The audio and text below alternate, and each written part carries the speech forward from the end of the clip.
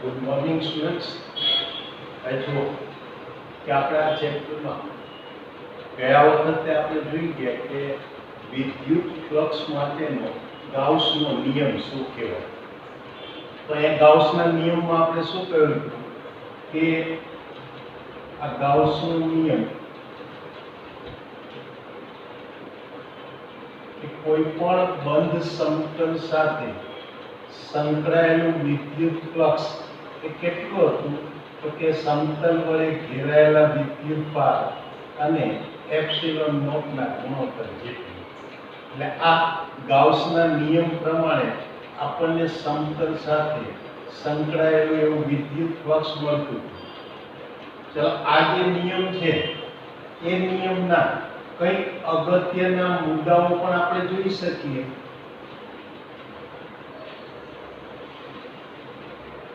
જોઈએ તો એમાં શું કહી શકાય. તો પહેલી એક વસ્તુ કે જે બંધ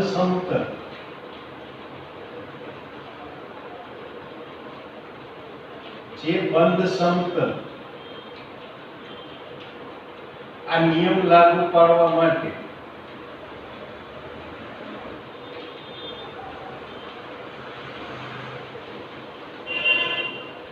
વિચારેલો હોય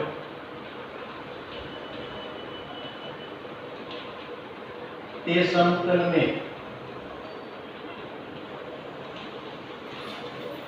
ગાઉસિયન સમતલ કહેવાય.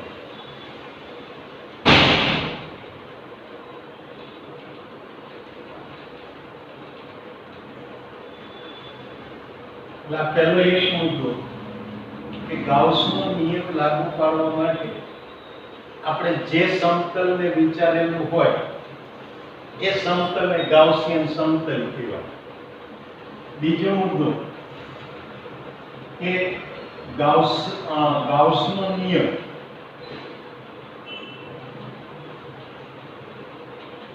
એ કોઈ પણ પ્રકારના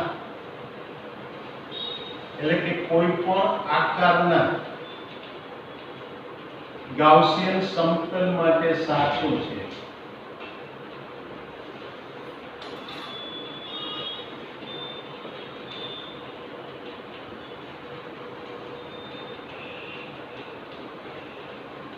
જો આપણે જ્યારે અહીંયા ગાઉસના નિયમને તારવતા હતા ત્યારે ગાઉસનો નિયમ એ આપણે માત્ર પેલા ગોળાકાર સમતલ માટે જ વિચારતા.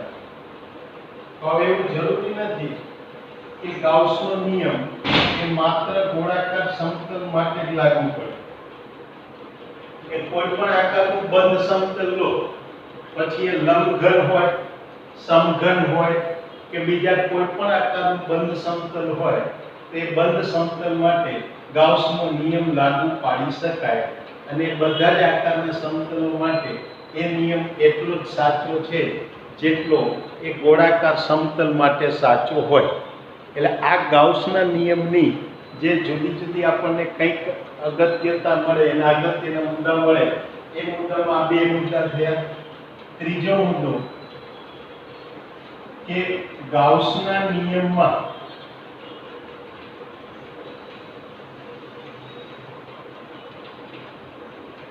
માત્ર સમતલ વડે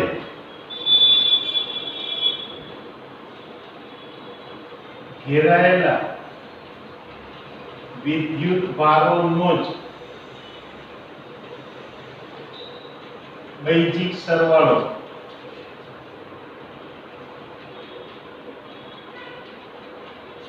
લેવામાં આવે છે.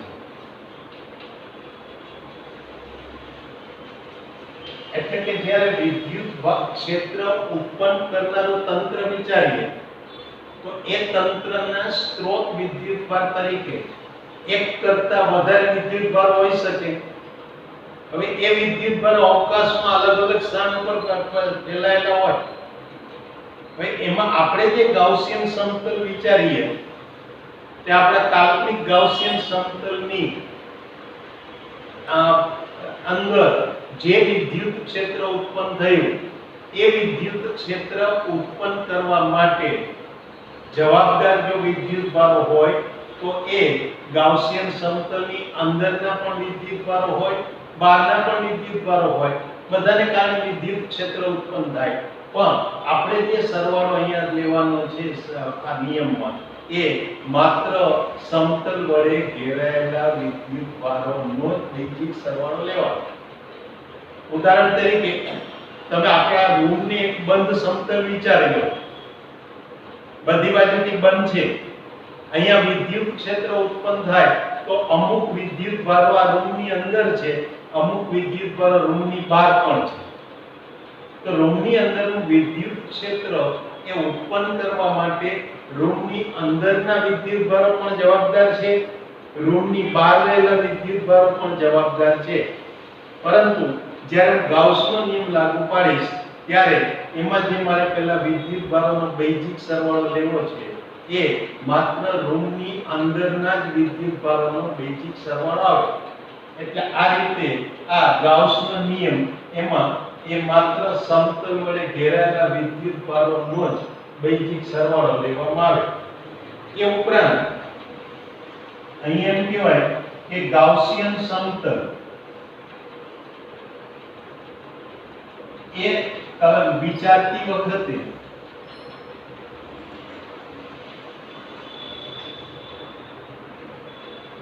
સરળતા ખાતર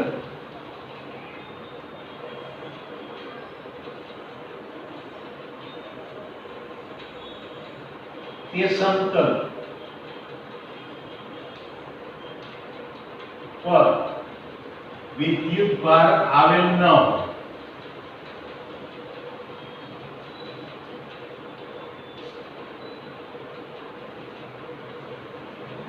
એ રીતે જ સમતલ વિચારવાનું.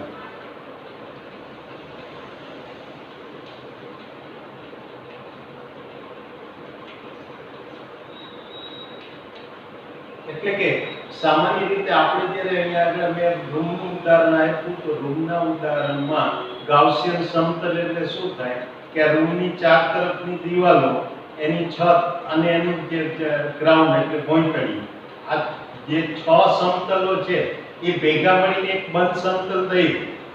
તો સામાન્ય રીતે સરળતા ખાતર આપણે એવા વિદ્યુતભારો જ લેવાના કે જે આ દિવાલ ઉપર, છત ઉપર કે તળિયા પર ના હોય, એની બહારના વિસ્તારમાં હોય કે એની અંદર હોય, એવા જ વિદ્યુતભારો લેવાના જેથી કરીને એ વિદ્યુતભારોનો સરવાળો લેવામાં, બૈજિક સરવાળો લેવામાં આપણને સરળતા રહે. ઓફકોર્સ જો દિવાલ પર કોઈ વિદ્યુતભાર હોય તો એની ગણતરી થઈ શકે, પણ એ ગણતરી થોડી અટપટી છે. કારણ કે એના માટે મારી પાછા આ જે દિવાલ છે એના જેવા બીજા પાછા આવા બંધ સમતલો આજુબાજુના વિચારવા પડે, અને એ વિચારું તો એના ઉપરથી ગણતરી કરી શકું. દાખલા તરીકે હું અહીંયા આગળ મને કોઈ એમ કે આ રૂમના કોઈ એક કોર્નર ઉપર વિદ્યુતભાર આવેલો છે, એને કારણે હવે મારે સમય આગળ પેલું વિદ્યુત ફ્લક્સ શોધવું છે. તો માત્ર રૂમની 6 પેલી જે સાઈડ બાજુઓના બંધ સમતલ લઈ શકાય નહીં. તેના માટે મારે શું કરવું પડે? એક ખૂણો જેટલા પણ રૂમ, આના જેવા જેટલા પણ રૂમ, એટલે કે 4 રૂમ આ ફ્લોર ઉપર, એના જેવા બીજા 4 રૂમ ઉપરના ફ્લોર ઉપર, એવા મારે 8 રૂમ વિચારવા પડે. અને 8 રૂમનું બનતું એનેથી બનતી એક આખી સમતલ વિચારવાનું, અને એ સમતલ સાથે સંકળાયેલું ફ્લક્સ મળે, અને ત્યાર પછી એને એ ફ્લક્સને 8 વડે ભાગવું ત્યારે આ એક રૂમ સાથે સંકળાયેલું ફ્લક્સ મળે. અને એમાં પણ જો એક દિવાલ સાથે જોઈતું હોય તો ફરી પાછું એમાં કંઈક ભાગાકાર લેવો પડે. એટલે આ ગણતરી થોડી અટપટી થાય. એ અટપટી ગણતરીઓ ન થાય એટલા માટે આપણે સરળતા ખાતર શું કરીશું કે ગાઉસિયન સમતલ એ વિચારતી વખતે આપણે વિદ્યુતભાર એ સમતલ ઉપર ન આવેલ હોય એવી રીતે જ વિચારવાનું. તો આ ગાઉસના નિયમ માટેની કંઈક અગત્યના મુદ્દાઓ આપણે થોડા યાદ રાખવા. હવે જોઈએ કે ગાઉસના નિયમના આપણે એક ઉપયોગો જોવાના. તો ગાઉસના નિયમના ઉપયોગો.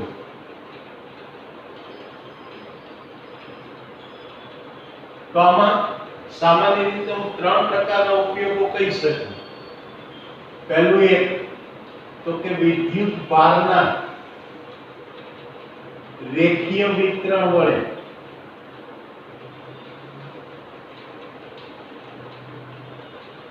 મળતા વિદ્યુત ક્ષેત્રનું સૂત્ર શોધવું. એટલે ગાઉસના નિયમનો ઉપયોગ કરી અને જ્યારે વિદ્યુત ભારનું રેખીય વિતરણ હોય તો એ રેખીય વિતરણ વડે મળતા વિદ્યુત ભાર ક્ષેત્રનું આપણે કંઈક સૂત્ર મેળવી શકીએ. એ જ રીતે બીજું જે અહીંયા આગળ ઉપયોગ છે એ વિદ્યુત ભારના પૃષ્ઠ વિતરણ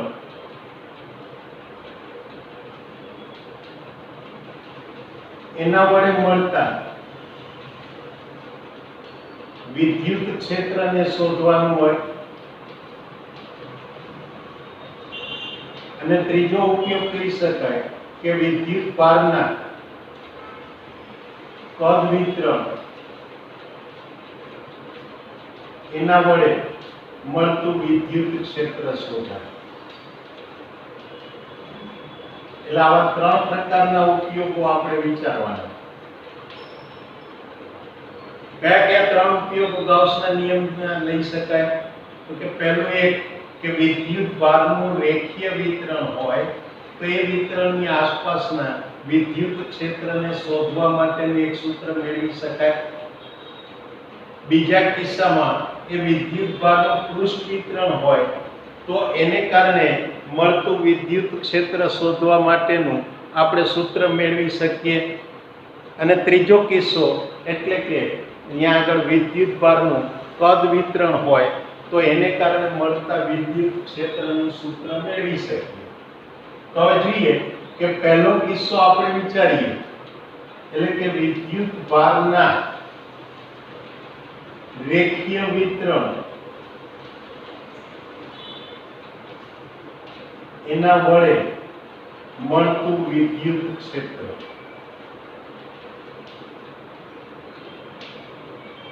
તો અહીંયા જુઓ, માની લો કે આ કોઈ એક રેખીય વિતરણ છે. આ વિદ્યુત ભારનું એક રેખીય વિતરણ કે જેમાં ધન વિદ્યુત ભાર સમાન રીતે અહીંયા વિતરિત થયેલો છે.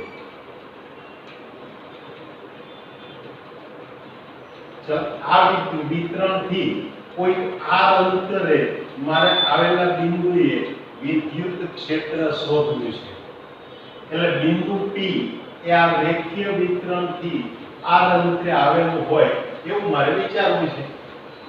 તેના માટે હું શું કરીશ કે અહીંયા આ આપેલા વિતરણને અક્ષ તરીકે લઈ અને r ત્રિજ્યાના એક નળાકાર સમતલનો હું વિચાર કરીશ. આવું એક નળાકાર બંધ સમતલ વિચારીશ કે જે બંધ સમતલ એ r ત્રિજ્યાના નળાકારનું બંધ સમતલ થયું. ચલો આને કારણે આ સમતલ ઉપરના કોઈ પણ બિંદુએ મને વિદ્યુત ક્ષેત્ર મળે તો એ વિદ્યુત ક્ષેત્ર એટલે આ રેખીય વિતરણથી r અંતરે મળતું વિદ્યુત ક્ષેત્ર કહેવાય. ચલે સમતલ જે આપણે વિચારીએ કે નળાકારીય ગાઉસિયન સમતલ, એના નળાકારીય સમતલની આડછેદના ક્ષેત્ર પેલા જે વર્તુળાકાર આડછેદ છે એની ત્રિજ્યા આપણને r મળે. ધારો કે એ સમતલની લંબાઈ આપણે l લઈએ. અહીંયા આ માનો કે આ નળાકાર વડે એ ઘેરાયેલ વિદ્યુત ભાર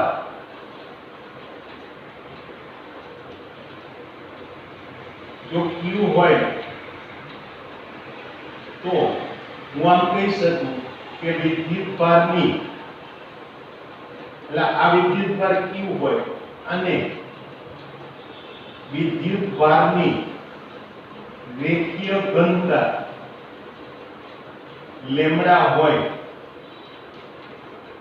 તો હું આમ લખી શકું કે Q બરાબર લેમ્ડા ઇન્ટુ નળાકારની લંબાઈ. એકમ લંબાઈ માટેનો વિદ્યુત ભાર એટલે લેમ્ડા.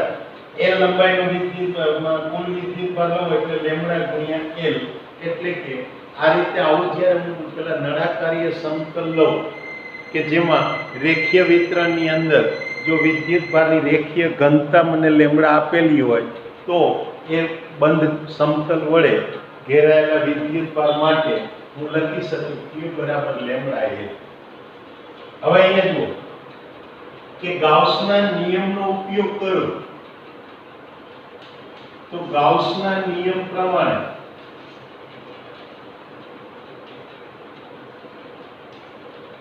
આ સમતલ સાથે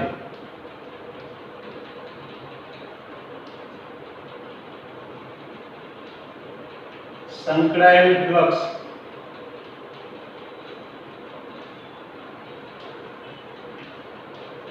પાઈ બરાબર હું શું લખી શકું sigma q upon epsilon naught. આવું આપણે લખી શકીએ. હવે બીજી વાત કે અહીંયા આગળ આ જે બંધ નળાકાર ગાઉસિયન સરફેસ છે એમાં તમે જુઓ તો ત્રણ પ્રકારના સમતલ વિચારી શકાય. એક વર્તુળાકાર આડછેદ, બીજો વર્તુળાકાર આડછેદ અને ત્રીજું આ નળાકારીય સમતલ. એટલે કે આ ગાઉસિયન સમતલ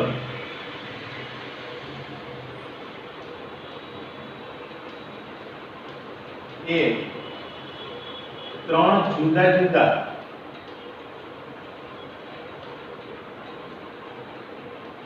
સમતલોથી બનતું બંધ સમતલ છે.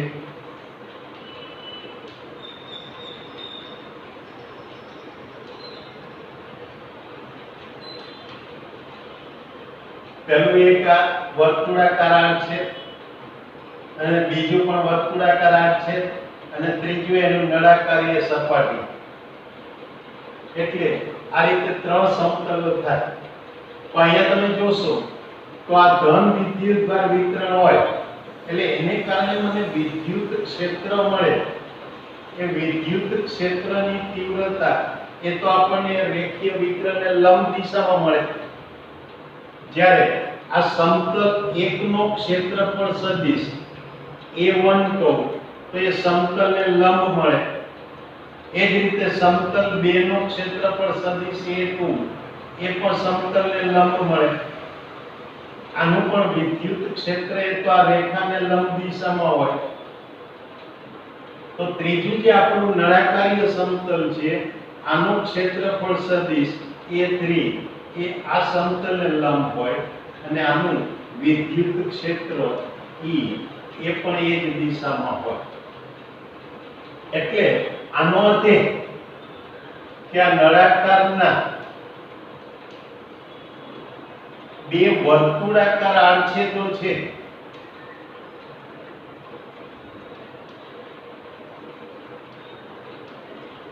ચલો એ આડછેદો માટે ક્ષેત્રફળ સદિશ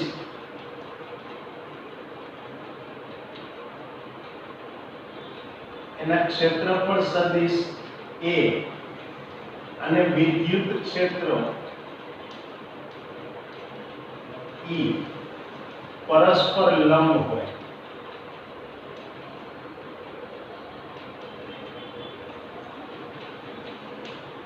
અને માટે શું થાય કે તેથી આ બે આડછેદ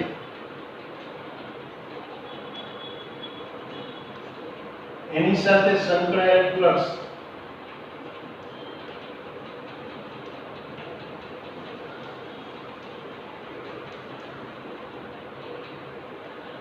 એ શૂન્ય હોય.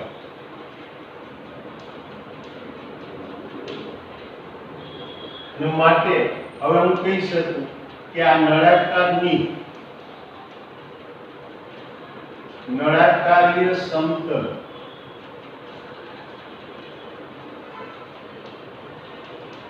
એ સપાટી સાથે સંકળાયેલ ફ્લક્સ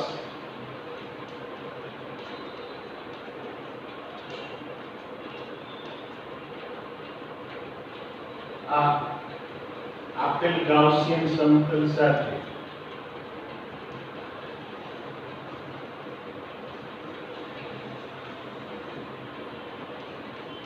એની સાથે સંકળાયેલું કહી શકાય.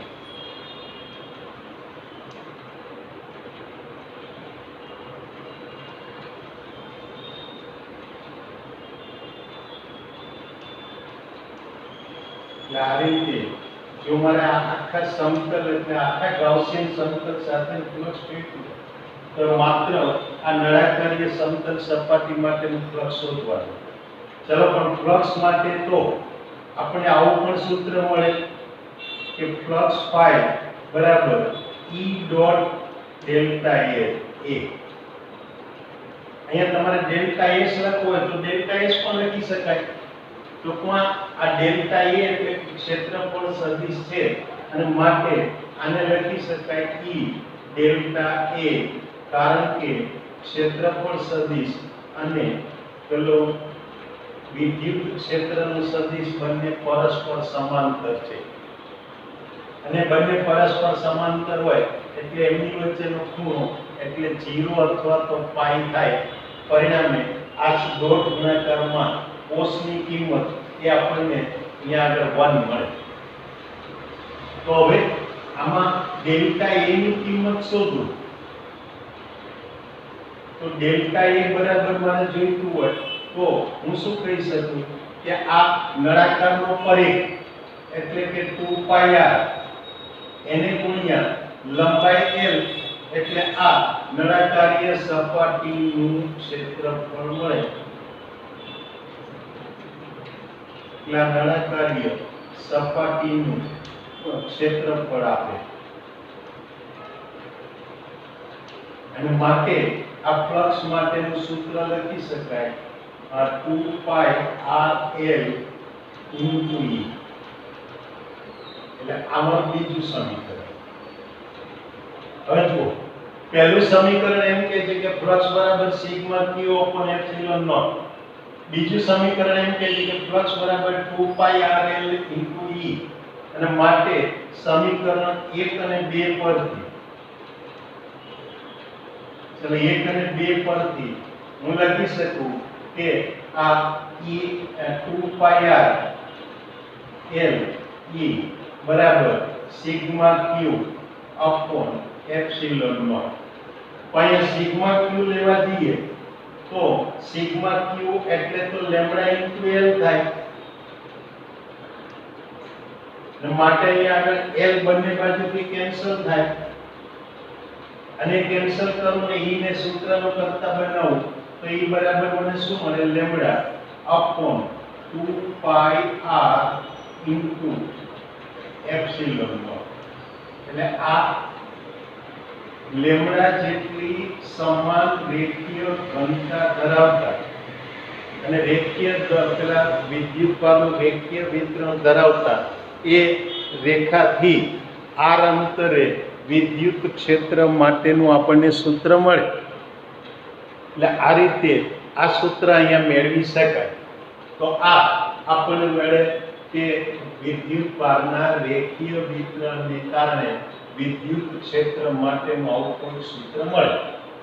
ચાલો આ સૂત્રમાં જો તમે લેમ્બડાના બદલે વિદ્યુતભાર q ના સ્વરૂપમાં લેવા જાઓ તો સિગ્મા q બરાબર તો અહીંયા શું હતું લેમ્બડા L એટલે આને L વડે ગુણી નાખીએ L વડે ભાગી નાખીએ એટલે અહીંયા શું થઈ જશે અંશમાં q તો છેદમાં 2πrl * એપ્સિલોન નોટ. એ રીતે આવશે.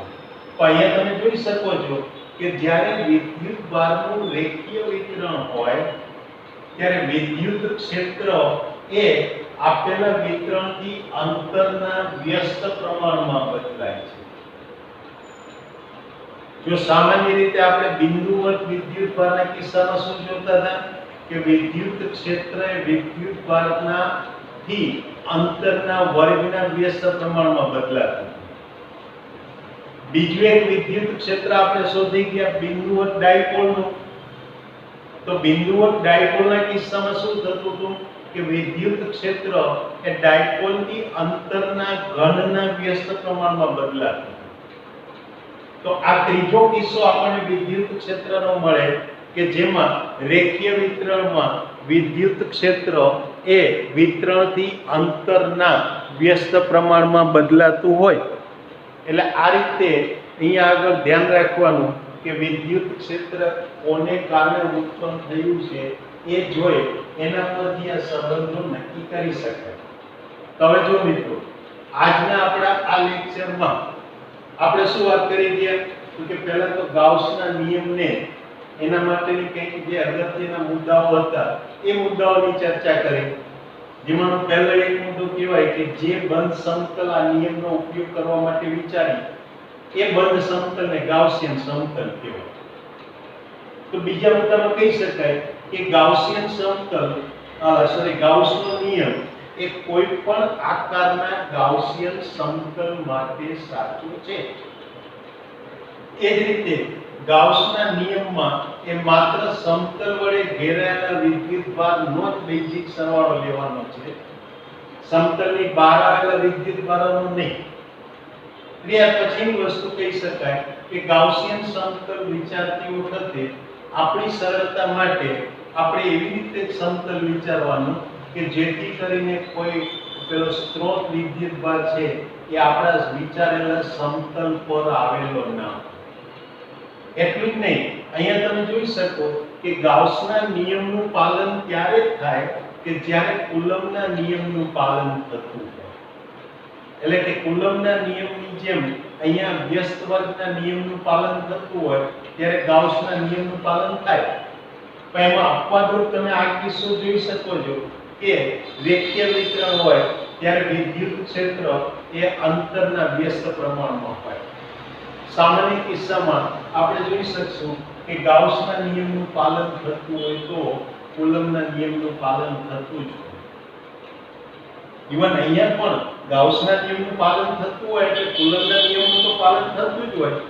જો અહીંયા આ લેમ્બડાના બદલે આને પહેલા બિંદુવત વિદ્યુતભાર ગણવા જાવ તો એના ઉપરથી તમે વિચારી શકશો કે r ના વર્ગના જે સપ્રમાણમાં આવશે.